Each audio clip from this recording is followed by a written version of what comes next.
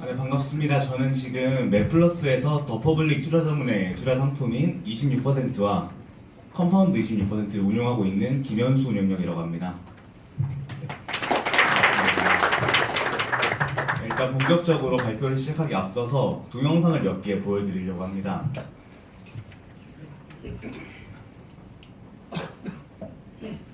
첫 번째 영상은 소프트뱅크에서 만든 페퍼라고 하는 로봇의 영상인데요.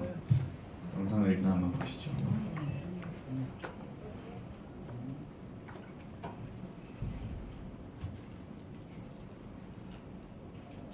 이게 지금 페퍼가 하고 있는 일이 뭐냐면 여기 있는 공을 이 위에 파란 색깔 위에다가 올리는 겁니다. 그래서 얘가 계속 이런 것들 시도하다가 한 80번쯤 됐을 때는 이제 겨우 저 파란색에 맞추기 시작합니다. 그리고 90번째는 거의 성공에 가까워지고요. 그리고 100번째가 되면 올리는데 성공합니다.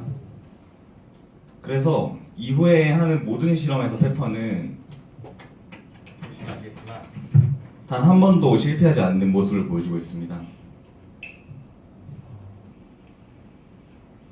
이렇게 몇 번이나 실험을 해도 똑같이 매번 성공시키는 모습을 보여주고 있습니다.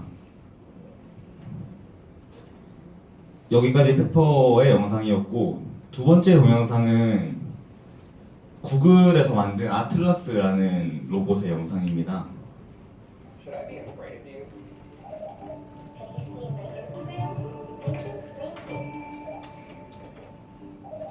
You already know about digital assistants like Siri and Alexa, but the next step are a bunch of robots designed to help you out. 이 로봇을 보시면 Pepper comes from Cosmic Robotics. 지금 거의 신체 능력이 보통 사람을 훨씬 뛰어넘어서 전문 선수급에 달한다는 걸 알 수 있습니다. Hi, Pepper. 그리고 뭐 이런 것들도 하고요. Joining us.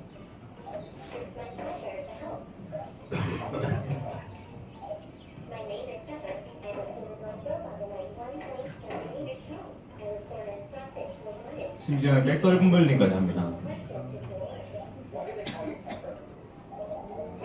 Pepper is an easy name to remember. It also translates well into other languages. How old are you? I'm a little bit 뒤에도 비슷한 영상이라서 그냥 넘기면 parents. You come from Paris. 그리고 세 번째 로봇이 이제 IBM에서 만든 나오미라는 로봇인데 이 친구도 재밌습니다.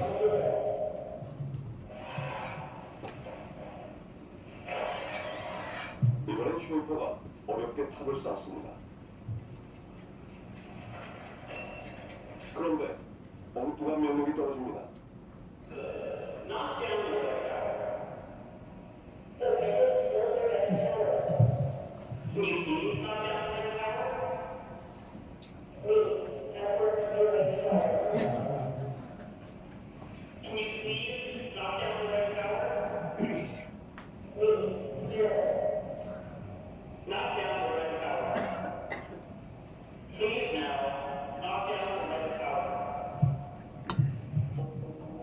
한참을 고민하는 슈이퍼. 과연 로봇은 어떻게 할까요?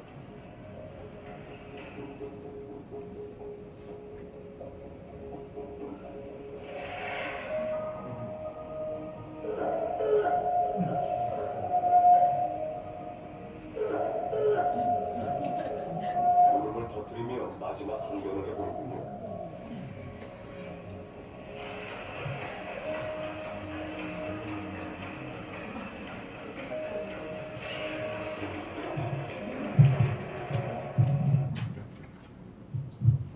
네, 지금 나오미 영상을 보셨는데 IBM은 이 로봇을 만들 때 나오미한테 지금 얘가 했던 뭐 우는 행동이나 탑을 무너뜨릴 때 싫다고 반항하는 행동이나 이런 거를 심어준 적이 전혀 없다고 합니다. 그러니까 나오미가 혼자서 사람들의 행동을 관찰하고 아, 사람들은 탑을 세울 때 힘들어하는구나. 그리고 사람들은 탑을 무너뜨릴 때 되게 아까워하고 슬퍼하는구나. 그리고 사람들은 슬플 때 눈물을 흘리고 엉엉 소리를 내서 우는구나 하는 거를 스스로 학습을 하고 자기만의 감정을 구축한 것입니다. 지금까지 제가 영상 3가지를 보여드렸는데 이 3가지 영상을 보시고 여러분들은 어떤 생각이 좀 드셨나요? 네, 말씀해 주시는 분은 선물이 있습니다. 네. 서프라이즈. 서플라이. 서프라이즈. 아, 서프라이즈. 또 계시나요? 적응한다. 적응한다. 네. 그렇죠. 적응하고 놀랍고 이런 것들을 느낄 수 있는데 저는 처음에 이 3가지 영상을 접했을 때 제일 먼저 느꼈던 감정이 바로 위기감입니다. 로봇이 게임을 하면서 혼자 지능을 가지고 학습을 하고 또 인간보다 훨씬 더 뛰어난 신체 능력을 보유하고 거기다가 기존에는 인간의 고유의 영역이라고 여겨졌던 감정까지 섭렵하는 걸 보면 진짜로 몇몇 전문가들이 과거부터 경고했던 것처럼 조만간 로봇이 인간을 대체하고 인간이 더 이상 근로소득에만 의존해서 살 수 없는 시대가 오게 될 것 같습니다. 물론 그런 시대가 오더라도 로봇이 창출한 부가가치를 뭐 정부가 재분배를 잘 해준다거나 이러면 먹고 살 수는 있겠지만 지금 여기 계신 여러분들이 그 정도에 만족하자고 여기 오신 건 아니라고 저는 믿고 있습니다. 그럼 도대체 뭐가 더 필요할까요?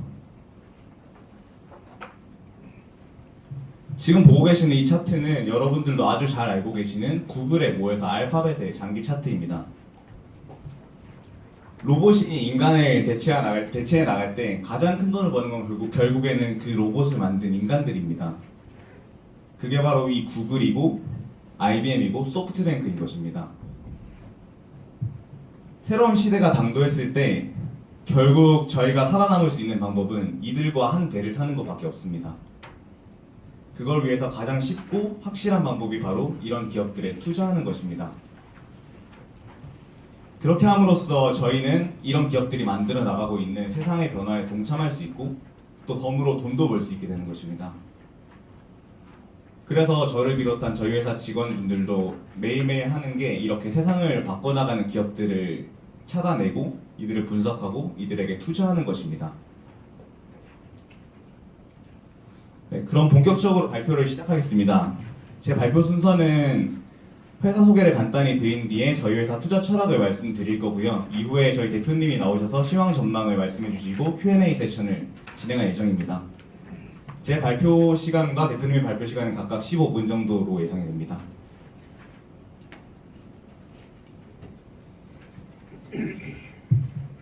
SM, YG, JYP 같은 연예 기획사를 볼 때 가장 중요하게 보셔야 될 게 그 회사에 어떤 가수들이 속해 있는지입니다. 왜냐하면 결국 그 회사에 돈을 벌어다 주는 거는 그 회사에 속해 있는 가수들이기 때문이죠. 저희 회사를 보실 때도 마찬가지입니다. 저희 회사를 보실 때 가장 중요하게 보셔야 될 게 여기 이 장표에 있는 운영력 소개입니다. 이 장표를 유심히 들여다보시면 저희 운영력들 사이에는 몇 가지 특징들을 발견하실 수 있을 텐데 저는 그 특징을 3가지로 나눠서 설명드리려고 합니다. 첫 번째는 이미 눈치채신 분들도 몇 분 계시겠지만 저희 6명 모두 다 같은 학교, 같은 동아리 출신이라는 점입니다. 사실 주식 투자에는 무수히 많은 방법들이 있습니다. 그리고 그 무수히 많은 방법들 중에서 돈을 벌 수 있는 방법도 굉장히 많습니다. 근데 문제는 이 운영력들의 생각이 각각 달라버리면 결국 배가 산으로 간다는 점입니다. 시장 상황이 가만히 있지 않고 계속해서 변할 텐데 그때마다 운영력들의 생각이 달라서 논쟁이 일어나 버리면 우왕좌왕할 수밖에 없습니다. 하지만 저희는 같은 동아리에서 처음 주식을 접하고 같이 배워나가고 그리고 짧게는 4에서 5년, 길게는 저희 두 대표님들 같은 경우에는 10여 년이 넘게 함께 주식 투자를 해왔기 때문에 어떤 시장 상황 변화에도 우왕좌왕하지 않고 잘 대응할 수 있다는 장점이 있습니다. 그리고 두 번째 특징은 저희 6명 모두가 더 퍼블릭 투자자문의 주주라는 점입니다. 지금 저희 6명의 지분을 모두 합치면 70%가 넘습니다. 이게 장점이 될 수 있는 이유는 운영력의 이탈을 최소화할 수 있기 때문입니다. 저도 여기 양력에 적혀 있지만 여의도에서 한 2, 3년 정도 근무를 했었는데 그때 제일 많이 느꼈던 게 와, 여의도 사람들은 진짜 이직을 많이 하는구나 라는 거였습니다. 그래서 여기 계신 분들 중에 몇몇 분들은 이미 경험하셨을 수도 있는데 처음에 펀드를 가입할 때 매니저랑 나중에 펀드를 확인하려고 봤을 때 매니저가 다른 경우가 종종 있습니다. 그게 바로 매니저가 이직을 했기 때문인데요. 그렇게 되면 처음에 가입하실 때 들었던 투자 철학이나 투자 스타일, 목표 수익률 이런 모든 것들이 달라지기 때문에 사실상 다른 상품에 투자하고 계신 거나 다름이 없습니다. 하지만 저희 모두가 더 퍼블릭 투자자문의 주주이고 그래서 저희의 회사라고 생각하기 때문에 회사를 나갈 이유가 없고 오히려 오랫동안 근무할 유인이 있는 것입니다.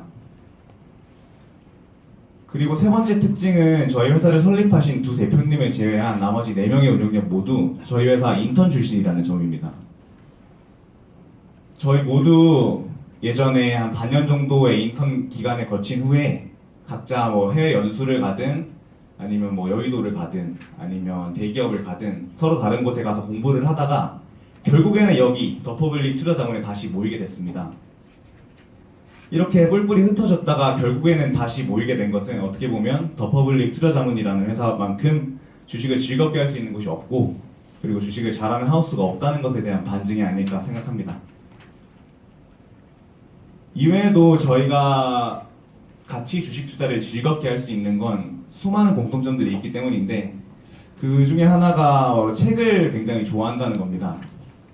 특히 저희 두 대표님들 같은 경우에는 일주일에 책을 거의 한두 권씩은 읽으실 정도로 굉장한 독서 광들이신데 그래서 가끔씩 이렇게 직접 책을 쓰시기도 합니다. 이 책들 중에 여러분들이 들어보셨을 책들도 있을 거고 아닌 책들도 있을 텐데 저는 어닝스라는 책이 어떻게 보면 제가 주식 투자를 시작하게 됐던 직접적인 계기가 됐던 책이기 때문에 좀 시간이 되시는 분들은 1회독 정도는 해보시기를 권장드립니다. 그리고 저희 회사 연역을 간단히 말씀드리면 저희는 2010년에 설립을 해서 올해로 10주년을 맞이하고 있고요. 그리고 2015년에 투자 자문업을 등록했고 이때부터 두나무와 함께 일해서 지금 벌써 6년째 같이 일을 하고 있습니다. 그리고 2017년에 투자 1임업 등록을 마쳤고 10주년이 되는 올해 전문사무 운용사로 전환을 앞두고 있습니다.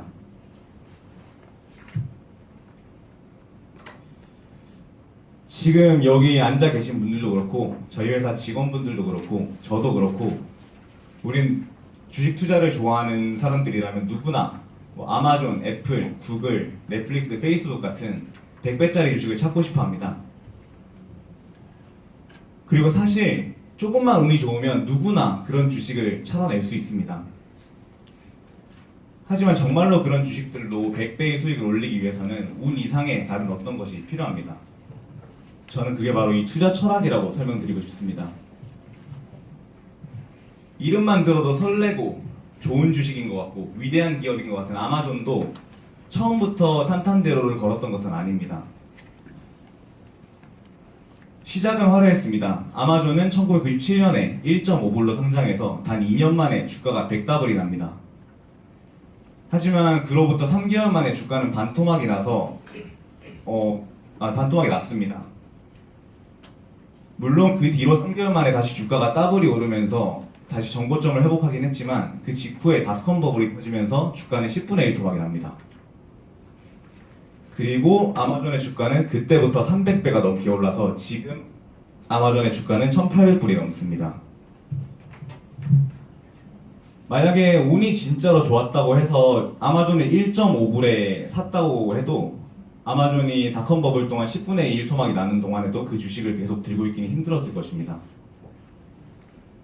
마찬가지로 그렇게 10분의 1 토막이 난 이후에 아마존이라는 주식을 샀다고 해도 그 주식의 주가가 2배, 3배, 4배가 오르는 동안 주변에서 들리는 수많은 소음들, 그러니까 이제 고점 아니야? 멀티플이 너무 비싼 거 아니야?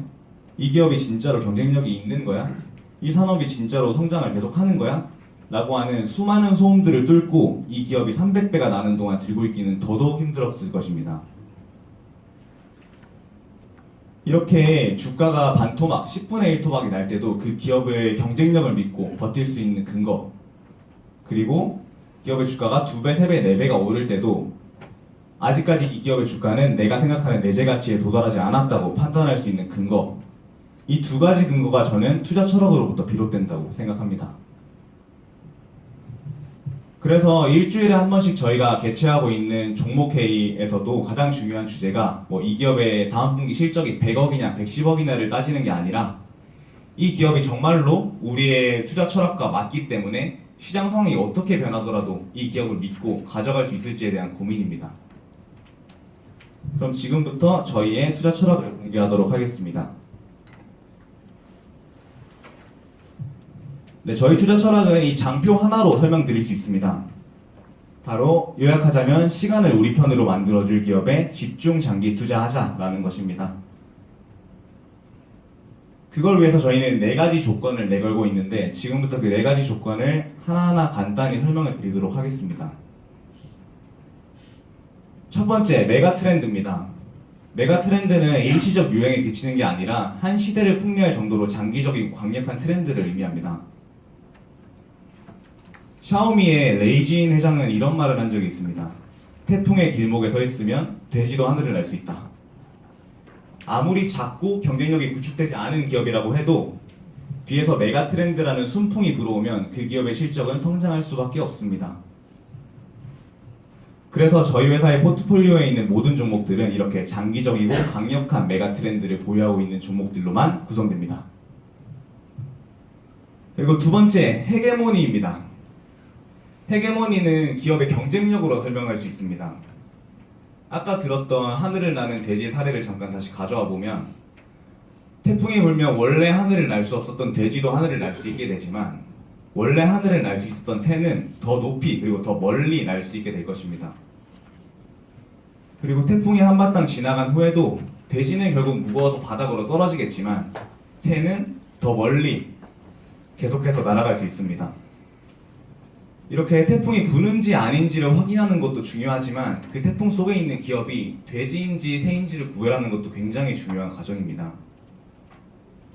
일례로 2000년대에 불었던 인터넷 서비스라는 태풍 속에서 네이버, 다음, 프리첼, 야후코리아 이런 수많은 기업들이 주목받았습니다. 그런데 정작 태풍이 지나가고 난 후에 남아있는 기업은 네이버와 다음 2군데뿐입니다. 그리고 이 2기업은 기존의 다른 회사들이 차지하고 있었던 영역을 조금씩 잠식해 나가면서 아직까지도 성장을 지속하고 있습니다. 이렇게 말만 들으면 쉬워 보이지만 어떤 기업이 메가 트렌드나 헤게모니를 가지고 있는지를 확인하는 방법은 굉장히 까다롭습니다. 물론 주변 사람 얘기 듣고 애널리스트들 레포트 읽어보고 그리고 자기 나름대로 고민해가지고 결론을 이 기업은 메가 트렌드에 있구나, 이 기업은 헤게모니를 가지고 있어 라고 결론을 내릴 수는 있지만 그건 결국 뇌피셜에 불과합니다. 그리고 어떤 기업의 주가와 실적은 절대로 뇌피셜에 연동되지 않습니다. 그래서 저희가 사용하는 방법이 바로 이 세 번째, 사실수집입니다. 사실수집하면 되게 어렵게 들릴 수도 있는데 사실 여러분들은 이미 일상 속에서 이 사실수집을 하고 계실지도 모릅니다. 아침에 편의점에 가서 물건을 사면서 앞에 사람이 뭘 사는지를 보고 그리고 점심때 회사 사람들이나 친구들이 점심 먹고 스마트폰으로 뭘 하는지를 보고 그리고 저녁에 술자리에 가서 사람들이 어떤 술을 시키는지를 보고 이런 과정들 하나하나가 모두 다 사실수집에 해당됩니다. 저희가 여기서 더 하는 건 이런 사실수집 과정들을 좀 더 체계화해서 투자 의사결정 과정으로 연결시키는 것 뿐입니다. 이렇게 쉬워 보이지만 어떻게 보면 가장 중요한 사실수집이 저의 세 번째 조건입니다. 그리고 네 번째는 Normalized Earnings, 즉 적정이익 추정인데 여기는 좀 기술적인 설명이 들어가야 하기 때문에 지금은 생략하도록 하겠습니다. 어쨌든 딱 들었을 때 뭔가 당연한 소리 아니야? 라고 할 수 있는데 정작 이 4가지를 모두 만족시키는 기업들을 찾아보시면 몇 개가 없습니다. 그래서 저희는 저희의 투자 철학과 일치하는 소수의 종목에 집중 장기 투자하는 전략을 사용하고 있습니다. 그리고 그렇게 좋은 종목들이면 리서치를 하다 보면 필연적으로 사랑에 빠질 수밖에 없습니다. 그래서 리스크를 놓치는 경우가 있기 때문에 이런 거를 미연에 방지하고자 회의에서 만장일치 제도를 채택하고 있습니다. 그리고 이렇게 편입된 종목들도 저희는 기업의 가치가 매일매일 변한다고 생각하기 때문에 일 단위로 이 기업의 변화를 체크하고 팔로우하고 있습니다. 이렇게 복잡하고 어렵고 기나긴 투자 의사결정 과정을 거쳐서 형성된 저희의 모델 포트폴리오의 70%를 맵플러스 계좌에서 복제를 하고 있습니다. 그리고 나머지 30%는 제가 제 재량대로 운용을 하고 있는데, 그렇다고 해서 뭐 마음대로 아무 종목이나 넣었다 뺐다 하는 게 아니라 나름의 원칙이 있습니다. 저희는 확실한 종목에만 투자해야 되기 때문에 가끔씩 투자 의사결정 과정이 길어져서 그동안 그 기업이 단기 모멘텀을 받으면서 주가가 올라버리는 경우가 있습니다. 이런 기업들 같은 경우에는 상대적으로 모델 포트폴리오 대비해서 대응하기 쉽고 대응하기 편한 맵플러스 계좌로 아까 말씀드린 30% 비중 내에서 대응을 하고 있습니다. 작년에 저희 MP 수익률이 연간 41%였는데 두나무 수익률이 한 45% 정도 됐거든요. 그래서 이 차이는 거기서부터 기인한 거라고 생각해 주시면 됩니다. 지금까지 저희 회사의 투자 철학과 운용 방식을 설명드렸는데, 당연히 저희 회사의 방식만이 정답이라고 말씀드리는 건 아닙니다. 하지만 저희가 수많은 투자법들을 접해본 결과 이 방법이 결국 가장 쉽고 가장 확률이 높은 방법이다 라고 생각을 했기 때문에 저희는 이 방법을 쓰고 있는 겁니다. 오늘 제가 말씀드린 내용들을 여러분들이 직접 체득하셔서 사용하셔도 되고, 그게 좀 어렵거나 귀찮다 하시는 분들은 저희한테 맡기셔도 됩니다. 그게 아니라 이것보다 훨씬 더 좋은 방법을 알고 계신다 하시는 분은 그 방법대로 운용을 하시면 됩니다. 개인적으로. 어쨌든 중요한 건 시장 상황이 어떻게 변하더라도 흔들리지 않고 자기의 생각을 고집하고 밀고 나갈 수 있는 확고한 투자 철학이 확립돼 있어야 한다는 겁니다. 이 투자 철학을 갖고 조금 이따 저희 대표님이 설명해 주실 시황 전망 내용을 토대로 투자를 하시면 돈 버는 주식 투자 여러분들도 하실 수 있으십니다. 네, 제 순서는 여기까지로 하겠습니다. 감사합니다.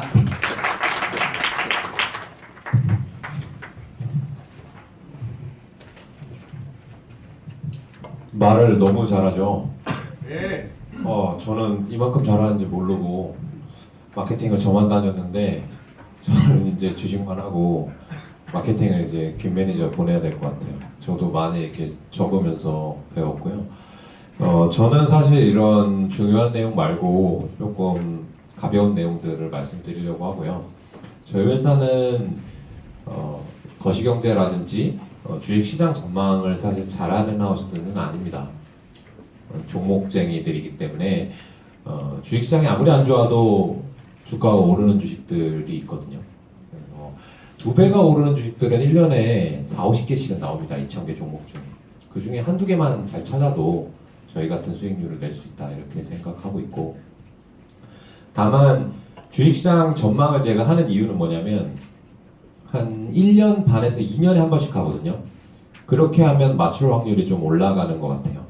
일반적으로 주식시장에서는 1단위로 분석 보고서를 냅니다.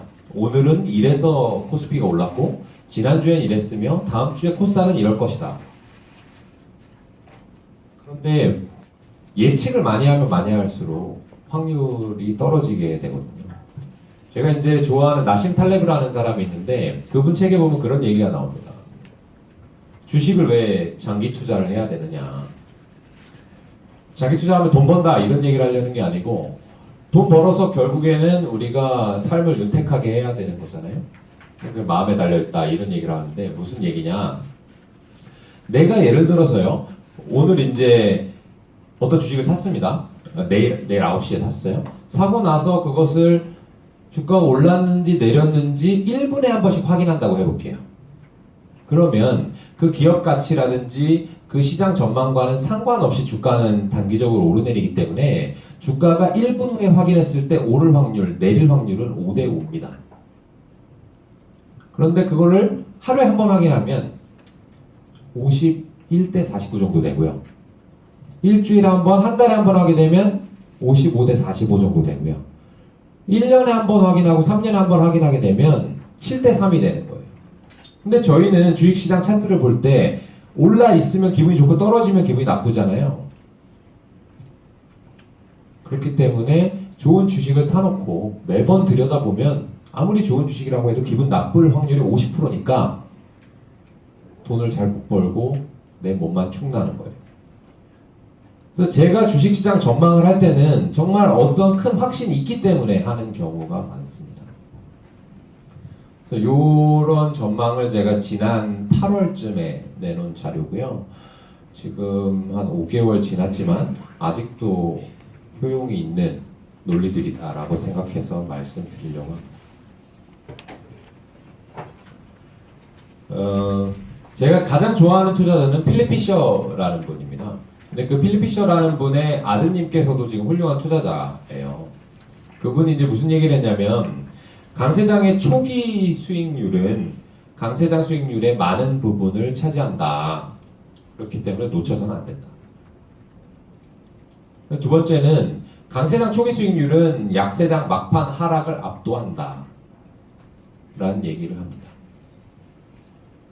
주식시장이 많이 오르는 시점은 언제냐? 저점을 확인한 직후예요.